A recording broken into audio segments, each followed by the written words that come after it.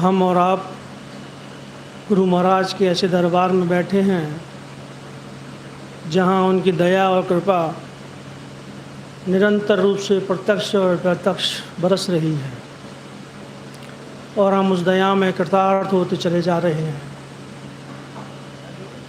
क्या कहा जाए ऐसे संतों के बारे में जो हमेशा देते हैं, देना चाहते हैं और देते रहते हैं, परंतु हम लोगों की समझ में आता नहीं है। क्या करें, क्यों नहीं आता? क्योंकि वो दृष्टि नहीं है हमारे पास।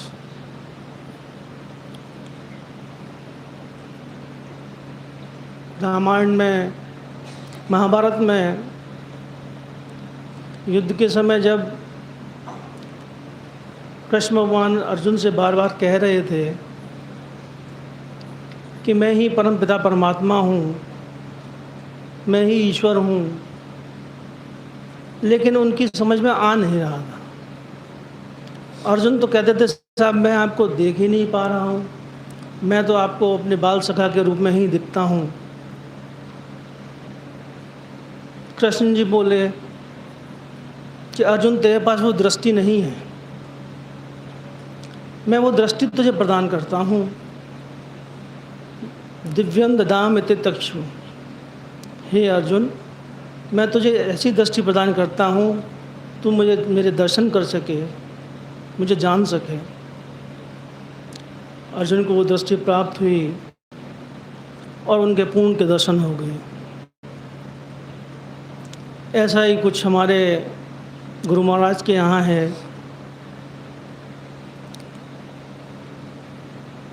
उनके सानिध्य में बैठकर हमें जो प्राप्त होता है वो अलौकिक है,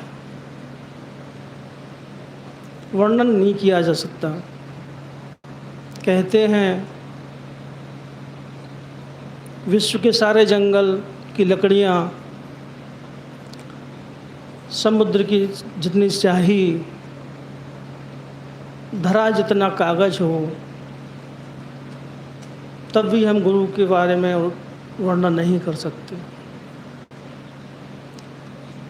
यहाँ की जो शांति है, अलौकिक वातावरण है, इस बात का प्रतीक है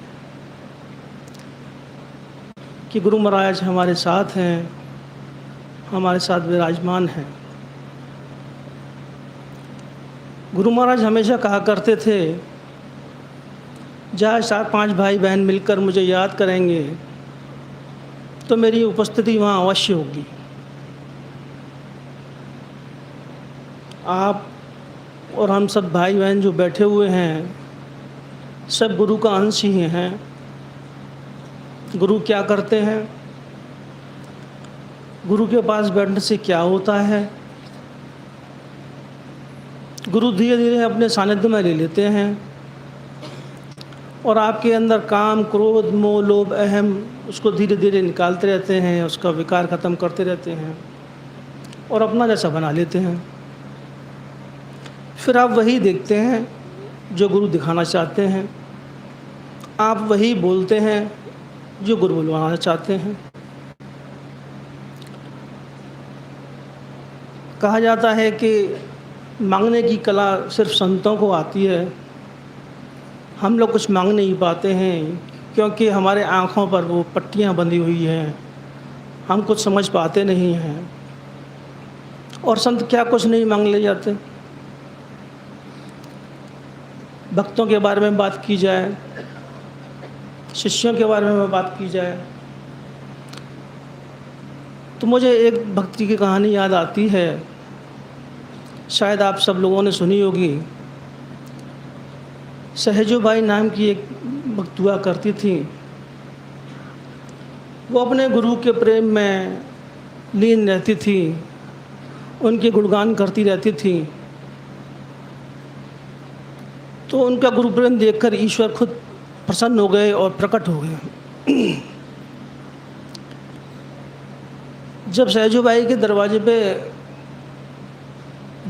ईश्वर पहुँचे तो सहजो बाई को कोई उल्लास नहीं हुआ, कोई खुशी नहीं हुई।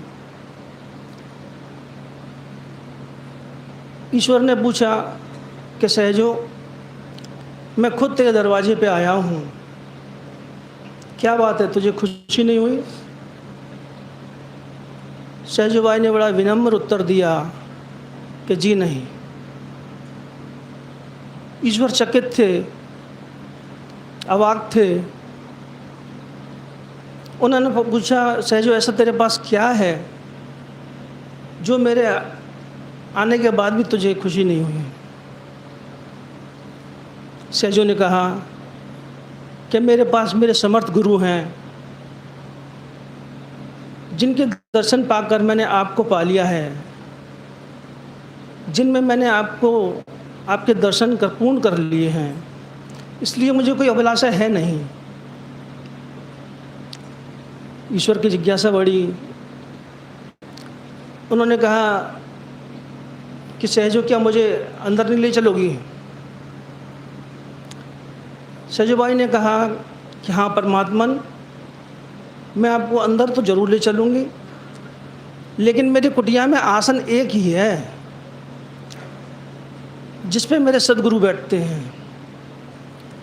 अंदर आकर आपको पृथ्वी पर मेरा बैठना ही पड़ेगा, आपको आसन नहीं मिलेगा। प्रभु अंदर गए, अंदर जाकर देखा एक ही आसन था। प्रभु अलग जाकर बैठ गए ज़मीन पर।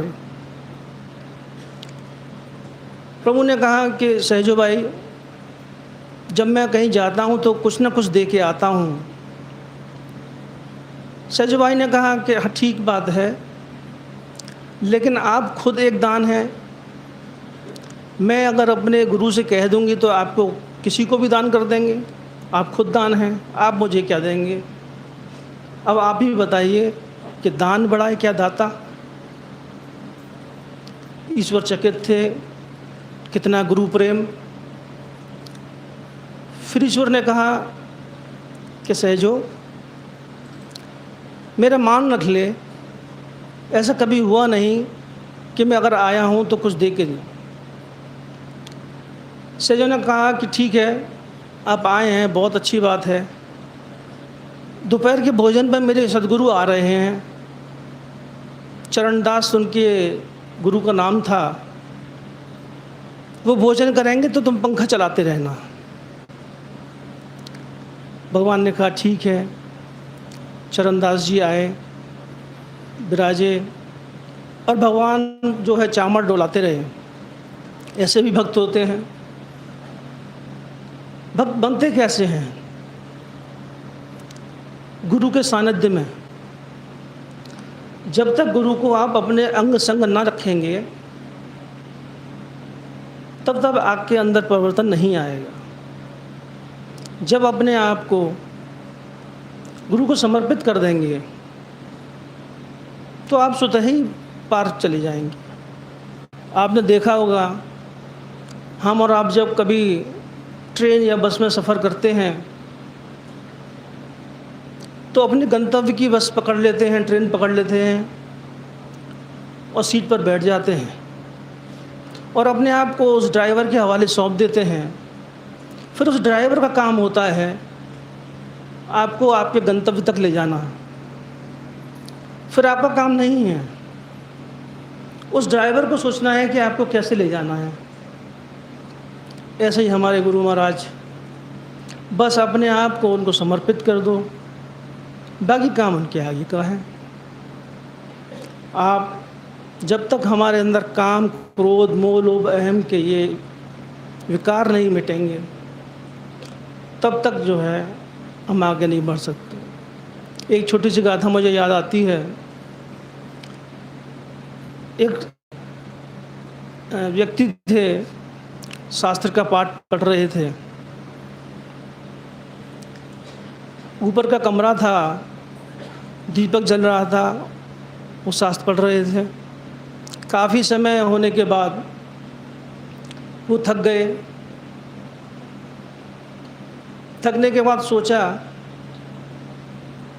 कि अब आराम कर लिया जाए। उन्होंने वो दीपक को फूंक मार के बुझा दिया।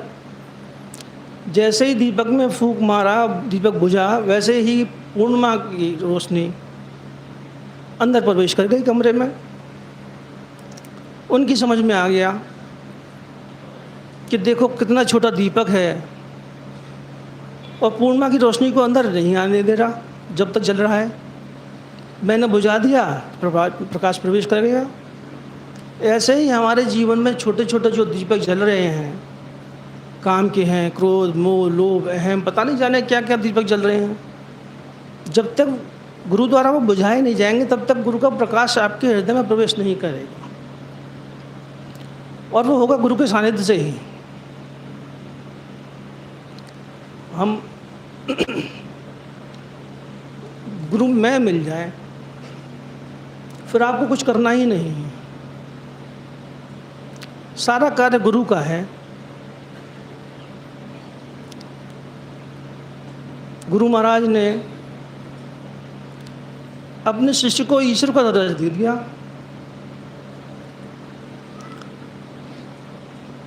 क्यों? क्योंकि उन्होंने उनके अंदर ईश्वर देखा। एक बार की बात है, गुरु महाराज और परम भागवत पंडित जी महाराज मुरादाबाद भंडारे में जाने को थे। गुरु महाराज ने कहा, पंडित जी आप मथुरा आ जाइएगा, वहाँ से साथ साथ चलेंगे। परम भागवत पंडित जी महाराज सुबह ही मथुरा पहुँच गए और वहाँ पर उनके दरवाजे पर इंतज़ार करने लगे। गुरु महाराज का काफ़ी देर इंतज़ार करने के बाद जब गुरु महाराज दरवाजे से बाहर निकले तो कहते हैं, पंडित जी आज हमारी तबीयत ठीक नहीं है, आज मुरादाबाद आप ही चले जाओ और सत्संग करा दो। परम भागवत चकित थे। उन्होंने कहा, साहब मुझे तो कुछ आता नहीं, मैं क्या बतलाऊंगा लोगों को। गुरु महाराज अंदर गए, अंदर जाकर एक कुर्ता लेके आए और परम भागवत को वो कुर्ता दे दिया। उन्होंने कहा, जब भी आप स्टेज पे जाएं इस कुर्ते को पहन लेना, बाकी काम हो जाएगा। परम भागवत पंडित जी महाराज ने ऐसा ही किया। जैसे वो स्टेज पे पहुँचे, वो कुर्ता पहन लिया और सत्संग शुरू किया। उस दिन का वो सत्संग और जितने भी सत्संगी भाई थे वो कहाँ ले गए किसी को भी पता नहीं। इतना अच्छा ध्यान लगा, सब कुछ हुआ। ऐसे होते हैं संत। एक बात और याद आती है कि संतों के साथ बैठने से हमारा दृष्टिकोण बदल जाता है। हमें कुछ किसी में बुराई नहीं दिखलाई देती, क्योंकि गुरु आपके अंदर भर जाता है।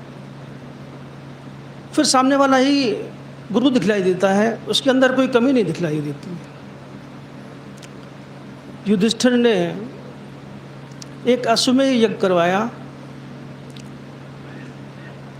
बाहर से बहुत बड़े राजा महाराजा और बहुत ज्ञानी प्रतापी साधु संत आए और एक बड़े से कक्ष में बैठे हुए थे। यज्ञ खत्म हो चुका था।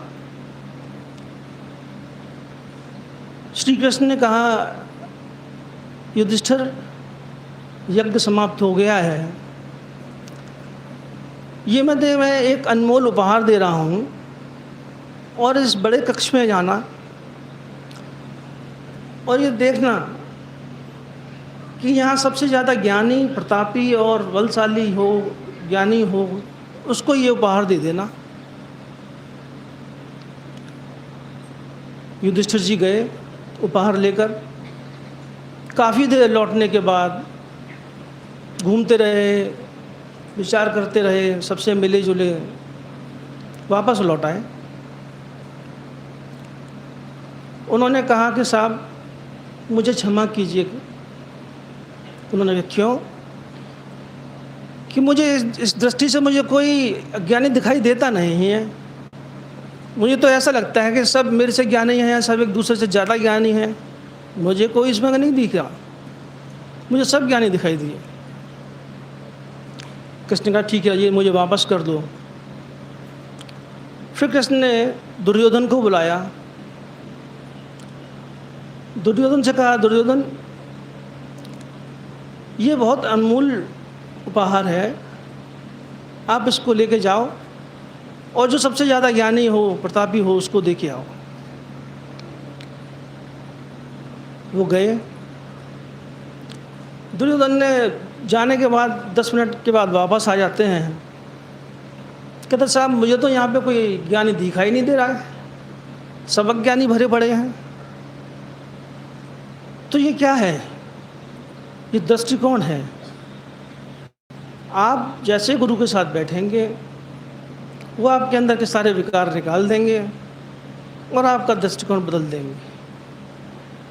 ऐसे ही संत के दरबार में हम बैठे हैं और उन्हीं से प्रार्थना है कि हम सब पर भी दया करें और कृपा करें।